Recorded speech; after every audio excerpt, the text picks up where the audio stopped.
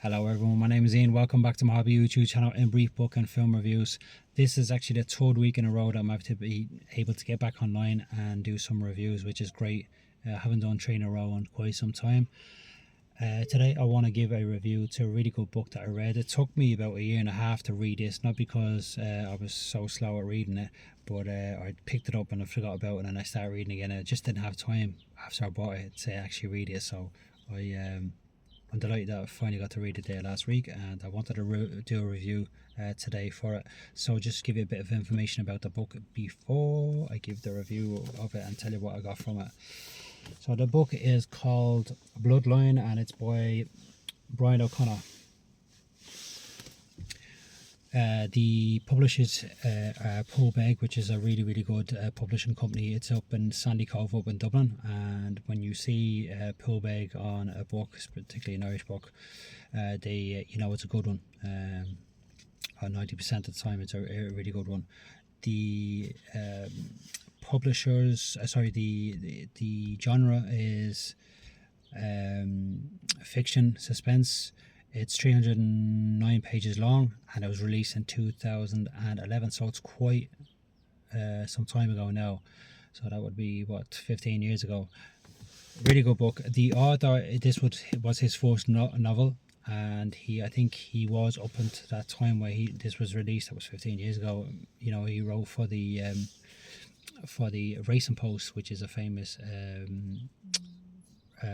kind of like a newspaper dealing with horse racing and stuff over in Ireland and England and stuff in the UK. So yeah, so fair play to him in that he got this out. Really good book and that. So what I liked about the author and his deliverance of this book was that he brought in a familiarity in that when you're reading about, like I said, with Poolbeg, they're always good books because you're very familiar with the areas and stuff and that, and the word and the slang, and you kind of think, as an Irish person, you kind of think same way to the author as he's gone along, and he's using an example of, you know, and he's putting unmenacingly, he puts stereotypes into the book very well. When we do use stereotypes, and it's something that I try not to do as I'm getting older, more and more, is stereotypes, because so if you're young and that, but about being guilty of stereotyping and stuff and that, but he puts it in the way the characters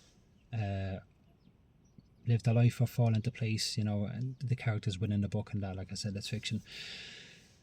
And the wit, I think the wit is really good, and the wit and the humour, definitely wit and the humour within the book and that. So yeah, so really good deliverance from him, especially for the first book and that.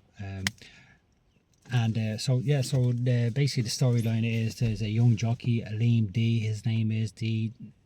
Liam D. And he's quite a tall jockey, over 6 foot, and he's come disillusioned with the horse jockeying and stuff, and that he's trying to keep his weight down. You know, every jockey has his day where you know, weight can come an issue and stuff and that,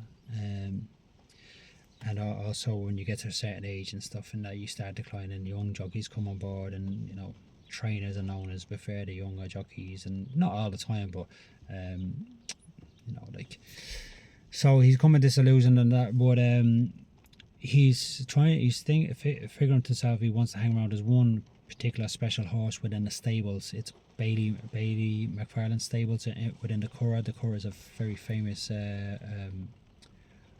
horse racing event,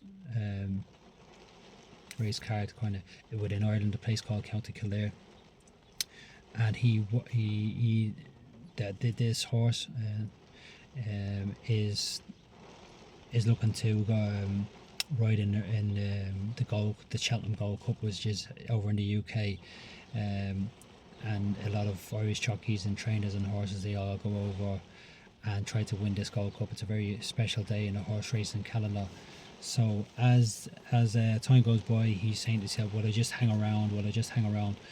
But something pops up in the meantime, and that is the murder of a horse groom, a foreign horse groom. And the horse groom gets murdered, Lee D is a suspect. Everyone within the stable is kind of like, or around the stable, the horses owners and stuff, they become suspects. But the detective, who's quite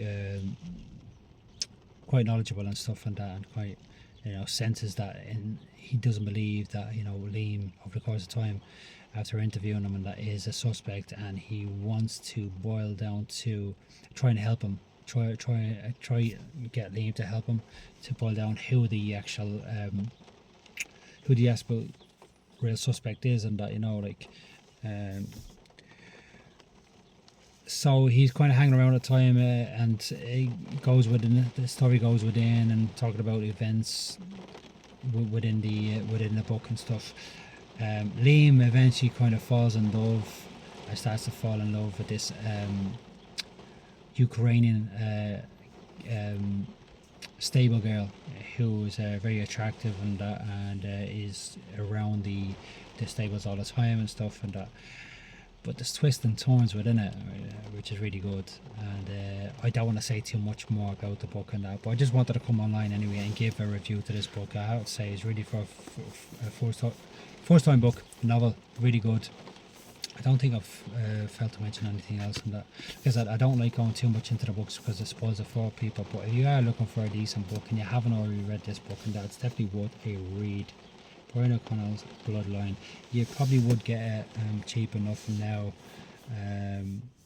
because obviously it's 16 years since it's been released, or 15 years since it's been released and that. So that's it. Just wanted to come online and just give a quick review today and that. So I have one review there next week and that I want to do on that. It's a documentary. The last time I did a documentary was like a 3 parts and stuff, and I kind of went on and that, but it was a really interesting documentary. Now I have to say, I got stuck into that. But the documentary, it'll only be the one episode that I'll do it on, or one quick review that I'll do it on, and that. It's just I'll tell you what, I won't say nothing. I'll wait until next week and you'll see what it's all about. So that's it for me. Hope everyone's staying blessed and staying very well, staying positive, staying gratuitous and that, and having a beautiful Saturday day today, and that Saturday 11th of April. So I hope everyone's doing well today, and that's it. I'll see you again next week. All the best. Take care. Peace out.